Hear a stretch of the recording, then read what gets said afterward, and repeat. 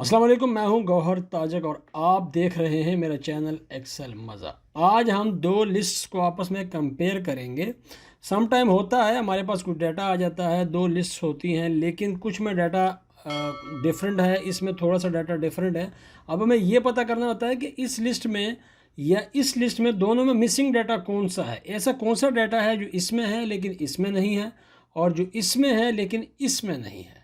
बहुत आसान तरीके से आपको बताऊंगा। इसके लिए हमें जाना पड़ेगा लैपटॉप की स्क्रीन पे।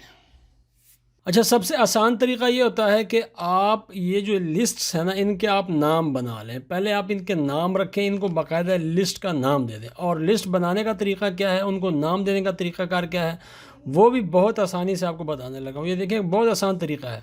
पहली लिस्ट मेरे पास यहाँ से लेकर यहाँ तक है, ठीक है।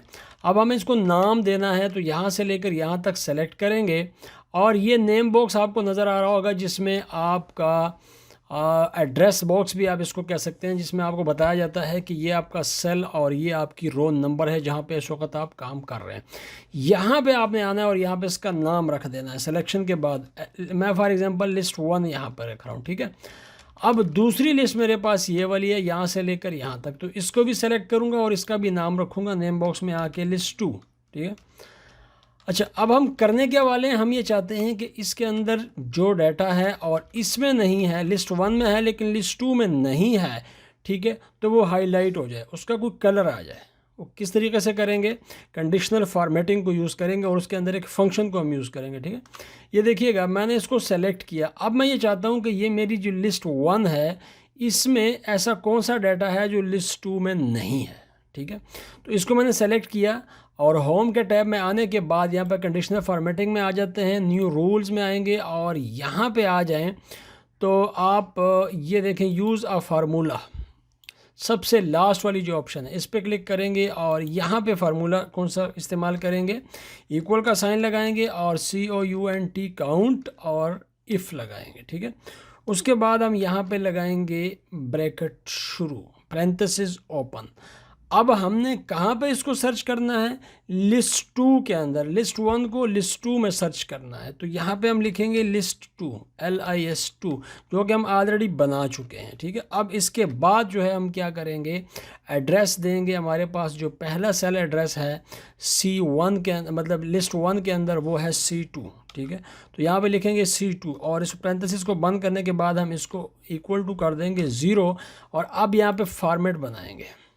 फॉर्मेट पे क्लिक करेंगे और फिलिंग में आ जाते हैं और यहाँ पे करते हैं जनाब रेड को ओके, इसको ओके कर देते हैं और इसको भी ओके कर देते हैं। अब ये देखिएगा, ये वो डाटा है या वो नाम है जो कि इस लिस्ट में मौजूद नहीं है। ये देखिएगा 1 2 3 और 4, ठीक है, ये यहाँ पे मौजूद नहीं है।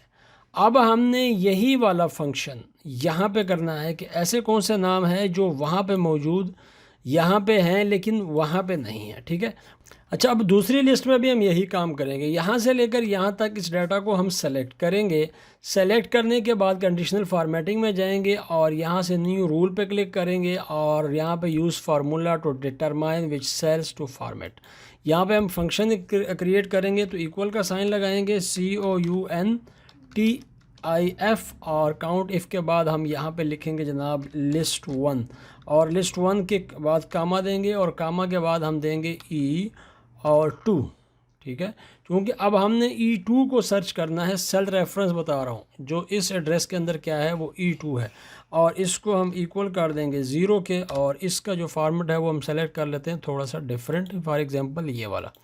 ओके करेंगे और बाहर आ जाएंगे। अब आपको पता चलेगा कि इन दोनों लिस्टों को जब हमने देखा तो ये 1 2 3 और 4, ये वो 4 नाम हैं जो वहाँ पे नहीं है लिस्ट 1 में, इसमें, और ये वो 4 नाम हैं जो इसमें नहीं है, ठीक है।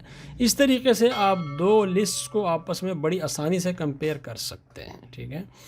और ये मैंने एक लिस्ट बनाई, आप वैल्यूज़ को भी कंपेयर कर सकते हैं, ठीक है। आपको जितनी भी मर्ज़ी बड़ी लिस्ट हो उसमें कोई मसला नहीं है, जस्ट आपको ये फार्मूला का पता होना चाहिए, फंक्शन का पता होना चाहिए, आप इसको इस्तेमाल कहाँ पे करेंगे, ठीक हो गया। Thank you very much for watching.